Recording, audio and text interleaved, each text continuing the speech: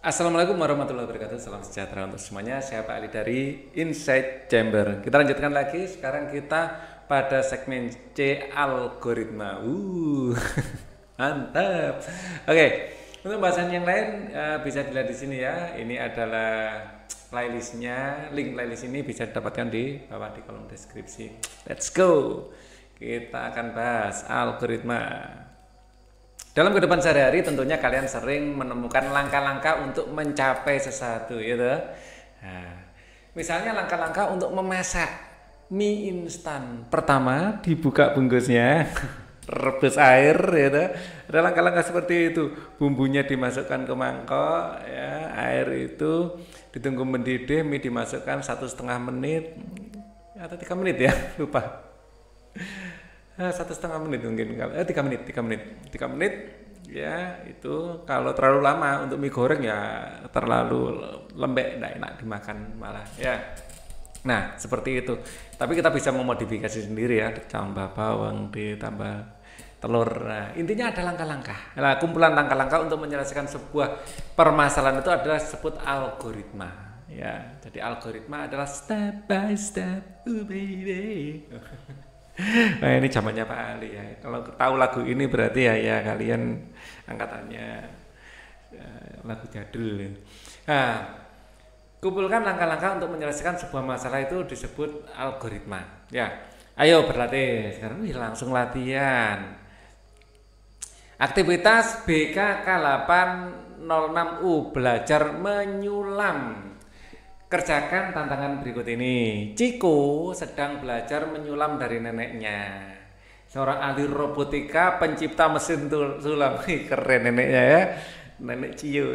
Nenek mengatakan inti dasar dari menyulam adalah dua perintah, yaitu MCC dan KDD. M adalah singkatan untuk masuk, K adalah keluar. CCDD adalah posisi jarum pada kalian mensulam. Sebagai contoh, ketika diberikan perintah KB2 ya dan MA3, artinya Ciko harus mengeluarkan jarum dari posisi B2 dan memasukkan jarum di A3 ya. Jika diberikan dua perintah K E6, keluar dari E6. E mana? Ini adalah huruf E, angka 6 adalah di sini, E6 ini keluar ya, keluar di sini lalu masuk ke G8, huruf G dan angka 8. Keluar dari sini masuk ke sini. Nah gitu ya. Kemudian keluar E2 masuk E4. Keluar E2 masuk E4 seperti ini ya. Oke. Tantangan sekarang. Nah, apa yang harus dituliskan untuk menghasilkan sulaman sebagai berikut? Nah, ini sudah ada kunci jawabannya, bukan pilihan jawabannya, bukan kunci jawaban ya. Yang A coba kita analisa. H2, dari H2 keluar dari H2. Jelas salah ya. Di sini adalah H3 bukan H2. Oke, jelas salah. Option A jelas dedot. Nah, C3. Oke, bisa C3. Keluar dari sini masuk ke H9. Huruf H nomor 9. Oke, jadi keluar dari sini masuk dari ke sini. Oke, ini bisa dilakukan. Terus kemudian H2 huruf H nomor 2 lah, jelas salah ini. H2 enggak ada, H2 di sini. Jelas option B salah juga. Ya, tidak ada keluar dari H2. H3 adanya ya. Oke, atau H3. C3 ada, ini jelas salah. Sudah gagal. Yang B gagal. Dedot. Yang C keluar dari H9 ya. Kayak gini aja. H9 keluar dari H9, ini keluar ya. H nomor 9, nah ini H3 ini. H9 keluar dari H9 masuk ke C9. C9. Nah, C9 di sini boleh. Keluar dari H9 masuk ke C9. Oke, boleh. Jadi ini oke. keluar dari H9, keluar dari H9 lagi, ya masuk ke H2. H2, nah H2 enggak ada, H2. Masuk H2 enggak ada. Gagal lagi, adanya H3 harusnya ya. H3, H2 enggak ada. Ini salah lagi. Opsinya tinggal satu. Kalau enggak ada option ya kita bikin sendiri optionnya. Optionnya tinggal satu. Di sini gagal. C2 keluar dari C3 adanya, enggak ada ya. Enggak ada. Ya, sayang sekali. Kita jawab sendiri ya. Jadi seharusnya keluar dari mana dulu? Dari atas dulu. Keluar dari C3, keluar dari C3 ya. Kemudian masuk ke sini mungkin H3, masuk H3.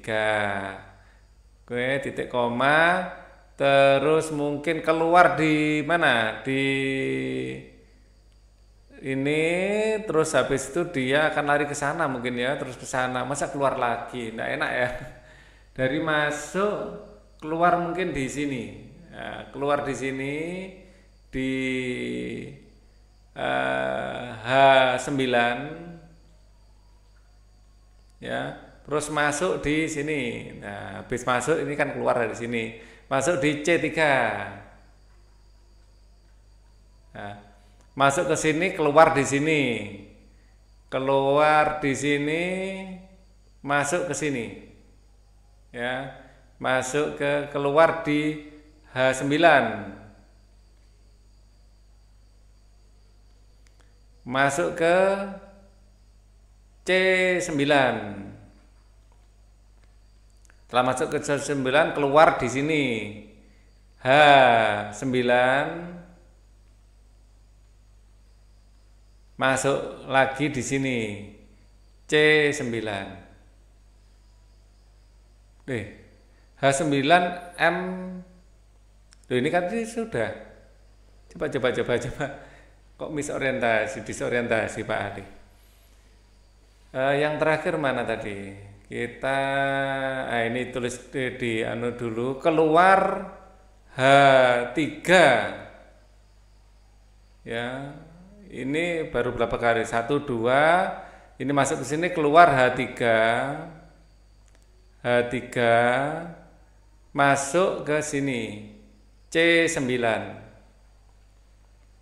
Ya, masuk sini terus keluar di berapa nih? H9. Ya, keluar H9 masuk di masuk ke C9. Nah, seperti itu. Nah, di option tidak ada, kita bikin sendiri. Kalian terserah ya, yang penting bisa membayangkan keluar masuk sulamanya seperti itu. Lanjut, ada apa lagi ini? Oh, ini habis. Oke, ternyata optionnya tidak ada yang benar. Destruktur data. Kalian pasti pernah melihat suatu atau lebih tumpukan, misalnya tumpukan buku, tumpukan pakaian, tumpukan piring, dan lain-lain. Ternyata konsep dari tumpukan tersebut sering digunakan dalam komputer, biasanya disebut sebagai stack. Salah satu pemanfaatannya dalam bidang komputer adalah untuk melakukan perhitungan operasi matematika. Menarik bukan? Nah, ternyata kita dapat melakukan operasi hitung dengan menumpuk angka-angka atau operan dan simbol-simbol matematika operator. Ayo berlatih. Aktivitas individu. Aktivitas BK-K808U, teka-teki operasi perhitungan. Kerjakan tantangan berikut ini. Kiki mendapatkan teka-teki dari Koko. Ayo Ki, jawab Ki. Bagaimana melakukan operasi perhitungan cara Koko yang belum dikenalnya? Operasi perhitungannya tersebut dilakukan dengan menumpuk bilangan pada sebuah kotak setelah mengubah penulisan rumus perhitungannya menjadi penulisan operasi perhitungan cara Koko. Koko komputer. Koko juga memberitahu Kiki bahwa dia menuliskan tanda untuk menghitung perkalian yang ditulis dengan tanda silang diganti dengan tanda bintang. Ya, Koko hanya memberikan contoh cara melakukan perhitungan dengan memasukkan angka yang dihitung ke tumpukan kotak-kotak sebagai berikut ini. Misalnya operasi perhitungan cara Kiki 5 tambah 3 gitu aja. 5 tambah 3. Kalau cara Koko 5, 3 terus tambah. Artinya 5 tambah 3. Seperti itu cara Koko ya. Ya, cara numpuknya 5 terus 3. Ya, 3 dan 5 ditumpuk. Setelah ditumpuk apa operasinya? Tambah. Oh, ditambahkan jadi 8. Seperti itu ya. Hasil perhitungannya adalah 8. Oke. 10 dikurangi 2. Ini cara Kiki, 10 dikurangi 2. Cara biasa kita ya. Nah, tapi cara Koko 10 2 dikurangi. Jadi angka 10 ditumpuk dengan angka 2 ya. Habis itu operasinya apa? Min. Dikurangi hasilnya 8. Nah, gitu ya. Oke. Kemudian di sini 5 kali 2 tambah 3. Ya, 5 dengan 2 ditumpuk dengan operasi kali. 5 dengan 2 ditumpuk, operasinya apa? Kali. Ya, kali berarti jadi 10. Terus kemudian 3 ditumpuk sama 10. 10 operasinya apa? Tambah 13 gitu ya. Oke. Kita lanjutkan. Sekarang 5 ya tambah 2 kali 3. Ya, 5 ya. Ini 2 dan 3 dikali dulu.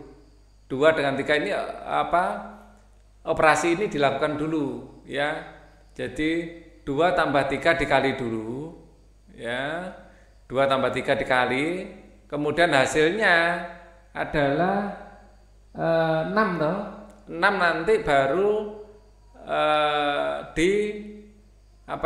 ditambah sama 5, ditumpuk sama 5 dengan operasi tambah ya.